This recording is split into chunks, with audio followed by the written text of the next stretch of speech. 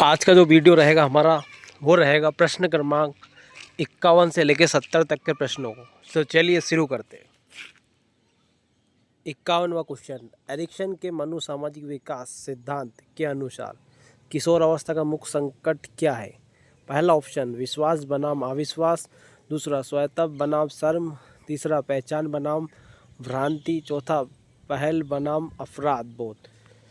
तो जो किशोर अवस्था, इसमें जो मुख्य रूप से व्यक्ति का ध्यान केंद्रित होता है वो होता है पहचान बनाम भ्रांति। प्रश्न क्रमांक 52वां, जॉन डी वॉटसन को किस संप्रदाय सिद्धांत का जनक कहा जाए? संरचनावाद का, व्यवहारवाद का, संज्ञानात्मक का, गेस्टल्टवाद का। तो जो जेबी वॉटसन साहब है, जॉन वॉटसन साहब है, उनको व्यवहारवाद का जनक कहा गया। उनके अनुसार व्यक्ति व्यवहार को अपना कर ही चीज़ों को सीखता है, इन्हीं को व्यवहारवाद का जनक कहा जाता है। संज्ञानात्मक विज्ञान का जनक कहा जाता है जीन पियाजे, जेरोम बुनर्स, और गेस्टल्टवाद का जनक कहा जाता है कोहलर साहब को, वर्दी वर्द को, मेखा और कोफा को।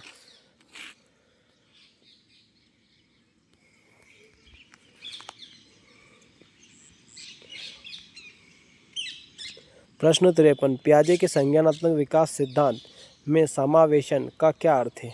पहला ऑप्शन नई जानकारी के आधार पर पुरानी योजना स्कीमा पूरे तरह बदलना, या बी पूर्व विद्वान स्कीमा में नई जानकारी को शामिल करना, या फिर केवल शारीरिक विकास पर ध्यान केंद्रित करना, या फिर भाषा को बिना समझे बोलना।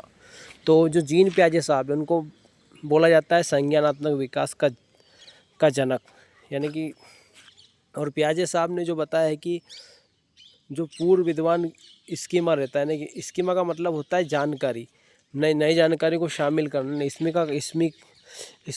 स्कीमा का मतलब होता है ज्ञान, यानी कि कैसे, जैसे मान लो दो पहिए की अपन ने बताया कि ये साइकिल है, अब इसी टाइप की उसको दूसरी चीज़ दी गई तो दो पहिए की मोटरसाइकिल भी हो गई। अब उसके पिताजी ने बताया कि ये तो मोटरसाइकिल है, तो उसने अपनी जानकारी को क्या करा, नई जानकारी को शामिल कर लिया, उसको ही बोलते हैं समावेशन। या फिर ऐसे एक 4 पैर का जानवर था, तो 4 पैर के जानवर को उसके पिताजी ने गाय बताया, तो उसको एक जानवर ऐसे 4 पैर का दिख गया तो उसने उसको भी गाय बोल दिया, लेकिन उसके पिताजी ने बोला कि बेटा ये भैंस है। तो इस प्रकार की जो जानकारी है उसका संवेशन करना, यानी कि पूर्व विद्वान स्कीमा में नई जानकारी को शामिल। स्कीमा का मतलब होता है ज्ञान, यानी कि पूर्व ज्ञान। तो पूर्व विद्वान स्कीमा में नई जानकारी को शामिल करना, जब पुरानी स्कीमा में संशोधन बदलाव किया जाता है तो उसे समायोजन कहते हैं। प्रश्न 54, आगमन विधि की मुख्य विशेषता क्या? सामान्य से विशिष्ट की ओर, उदाहरण से नियम की ओर, नियम से उदाहरण की ओर, या फिर केवल अमूर्त विचारों पर चर्चा। तो इसका जो राइट आंसर रहेगा ऑप्शन बी, यानी कि आगमन विधि में उदाहरण से नियम की ओर चलते हैं। प्रश्न क्रमांक 55, बच्चों में लिंग रूढ़िवादिता को कम करने के लिए निम्नलिखित में से कौन सी रणनीति प्रभावी है? पहला ऑप्शन लड़कों लड़कियों को अलग अलग बिठाना, दूसरा जेंडर विशिष्ट भूमिका पर जोर देना, तीसरा जेंडर पक्षपात पर परिचर्चा का आयोजित करना, और चौथा केवल खेत कुल लिंग के आधार पर दल बदलना। तो इसका जो राइट आंसर रहेगा ऑप्शन सी रहेगा, यानी कि लिंग रूढ़िवादिता को कम कैसे कर सकते हैं हम उस पर चर्चा करके। अब सबसे पहले बात करते हैं लिंग रूढ़िवादिता ये क्या होती है। तो इसको समझना, जब भी कोई पेरेंट या माता पिता अपने लड़के और लड़कियों में भेदभाव करता है, कि लड़की और लड़के को एक समान नहीं समझता, उसको बोलते हैं लिंग रूढ़िवादिता। कैसे? जैसे मान लो कोई पेरेंट है, उसका एक लड़की जा रही है सरकारी स्कूल में और एक लड़का जा रहा है प्राइवेट स्कूल में, तो इसको बोलते हैं लिंग भेद, इसको बोलते हैं लिंग रूढ़िवादिता। दूसरा, एक राम नाम के व्यक्ति ने झाड़ू लगाया, तो उसकी मम्मी ने बोला कि बेटा ये झाड़ू लगाना लड़कों का काम नहीं लड़कियों का, तो ये भी एक लिंग भेद यानी कि लिंग रूढ़िवादिता है। तीसरा, एक ही पेरेंट के दो बच्ची है, अब एक को तो उसने उसकी मनपसंद का खिलौना दे दिया और दूसरे को उसकी मनपसंद का खिलौना नहीं दिलाया, तो ये भी लिंग रूढ़िवादिता के अंतर्गत आती है। तो मुझे इसके बाद चलो जेंडर पक्षपात को परिचर्चा पर आयोजित कराना, इससे लिंग रूढ़िवादिता को कम कर सकते। प्रश्न क्रमांक 56, अल्बर्ट बंडूरा के अनुसार प्रेक्षणात्मक अधिगम के 4 चरणों का सही क्रम: अवधान, धारणा, पुनः उत्पादन, अभिप्रेरणा। दूसरा, धारणा, अवधान, अभिप्रेरणा, पुनः उत्पादन। तीसरा, अभिप्रेरणा, अवधान, धारणा, पुनः उत्पादन। और चौथा, पुनः उत्पादन, धारणा, अवधान। इसका जो राइट आंसर आएगा ऑप्शन ए। सबसे पहले अवधान होगा, अवधान का मतलब धारणा, फिर उसका पुनः उत्पादन करेंगे और फिर प्रेरणा मिलेगी। ये एल्बर्ट बंडूरा को आधुनिक समाजवाद का जनक कहा जाता है। प्रश्न क्रमांक 57, निदानात्मक परीक्षण का मुख्य उद्देश्य क्या है? बच्चों को ग्रेड अंक देना, बी सिखाने में आई कठिनाई कमियों को कारण पता लगाना, तीसरा छात्रों को अगली कक्षा में प्रोन्नत करना और अभिभावक को रिपोर्ट करना। तो इसका जो राइट आंसर आएगा, निदानात्मक परीक्षण का मुख्य उद्देश्य रहता है सीखने में आने वाली कठिनाइयों और कमियों को कारणों का पता लगाना, उनको दूर करना। यह है निदानात्मक परीक्षण। प्रश्न क्रमांक 58, थर्नडाइक के सीखने के किस नियम के अनुसार यदि कोई व्यक्ति किसी कार्य को करने के लिए तैयार है तो वो जल्दी सीख जाता है? अभ्यास का नियम, दूसरा प्रभाव का नियम, तीसरा तत्परता का नियम और चौथा बहुप्रतिक्रिया का नियम। तो यदि व्यक्ति कोई सीखने के लिए बहुत तत्पर है, तैयार है, तो उसको बोलते हैं तत्परता का नियम। थर्नडाइक को शिक्षा मनोविज्ञान का जनक कहा जाता है। प्रश्न क्रमांक 59, ऑटिज्म संलीनता से ग्रस्त बच्चों की मुख्य पहचान क्या होती है? पहला, उच्च स्तर की शारीरिक गतिशीलता, दूसरा सामाजिक संप्रेषण बातचीत में कठिनाई, तीसरा गणितीय गणना में असाधारण तेजी, चौथा पढ़ने में तेज कठिन।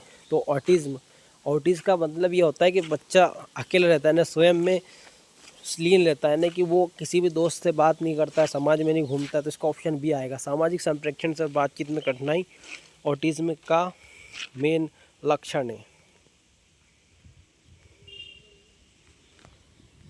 लॉरेंस कोलर वर्ग के अनुसार दंड एवं आज्ञापालन अभिमुखीकरण नैतिक विकास के किस स्तर के अंतर्गत आता है? पहला, पूर्व पारंपरिक स्तर के अंतर्गत, दूसरा पारंपरिक स्तर के अंतर्गत, तीसरा उत्तर पारंपरिक स्तर और चौथा सामाजिक अनुबंधन के अनुसार।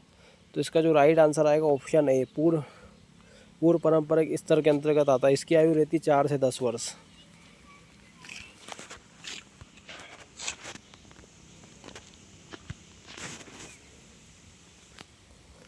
प्रश्न 61, जब कोई बच्चा ये समझता है कि किसी वस्तु का आकार बदलने पर उसका द्रव्यमान या मात्रा समान रहती है, पियाजे के अनुसार ये गुण दर्शाता है संरक्षण को, जीववाद को, अहम केंद्रित को या फिर वस्तु स्थायित्व को।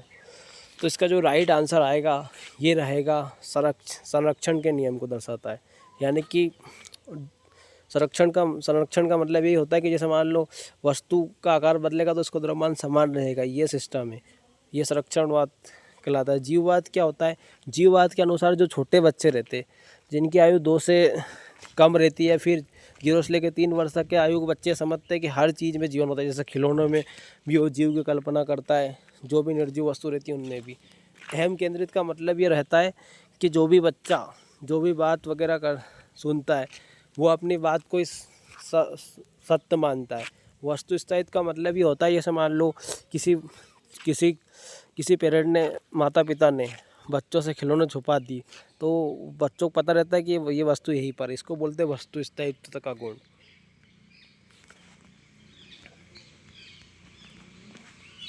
प्रश्न क्रमांक 62, बुद्धि लब्धि का विचार सबसे पहले किसने दिया था? अल्फ्रेड बिने ने, विलियम स्टर्न ने, लुईस टर्मर ने या फिर डेविड वेस्टलर ने? तो इसका जो राइट आंसर आएगा वो आएगा ऑप्शन बी, बुद्धि लब्धि दी विलियम स्टर्न ने। विलियम स्टर्न ने 1912 के बाद में टर्मर ने 100 से गुणा कर इस सूत्र को पूरा किया है। प्रश्न क्रमांक 63, निम्नलिखित में से कौन सा अधिगम के रचनावाद का वातावरण की विशेषता नहीं? पहला, विद्यार्थियों को प्रश्न पूछने के लिए प्रोत्साहित किया जाता है, दूसरा, शिक्षक केवल व्याख्यान विधि रटने पर बल देता, तीसरा, पूर्व ज्ञान को नए ज्ञान के साथ जोड़ना और चौथा, समूह कार्य और अंतःक्रिया को बढ़ावा देना। तो इसका जो राइट आंसर आएगा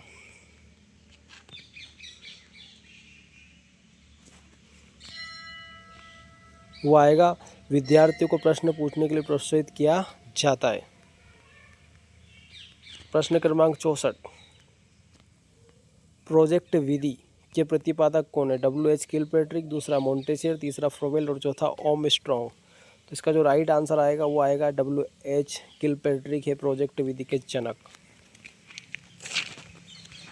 प्रश्न क्रमांक 65, बाल विकास में जीववाद का अर्थ क्या? सभी जीवों को प्यार करना, निर्जीव वस्तु को सजीव गुण जीवन देखना, जानवरों को इंसान समझना है, प्रकृति में घूमना। तो जीववाद का, ठीक है,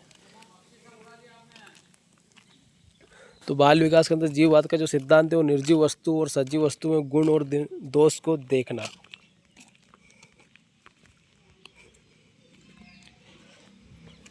प्रश्न क्रमांक 66, राष्ट्रीय शिक्षा नीति 2020 के अनुसार प्राथमिक कक्षाओं में शिक्षक का माध्यम क्या होना चाहिए? केवल अंग्रेजी विषय का, केवल हिंदी विषय का, या फिर ऑप्शन सी बच्चों की मातृभाषा क्षेत्रीय भाषा, और चौथा संस्कृत भाषा। तो इसका जो राइट आंसर आएगा ऑप्शन सी आएगा, यानी कि NEP 20 के अनुसार जो बच्चे की भाषा रहेगी वो 1 से 8वीं तक मदर टंग में उसकी पढ़ाई होनी चाहिए, वही उसका माध्यम रहना चाहिए।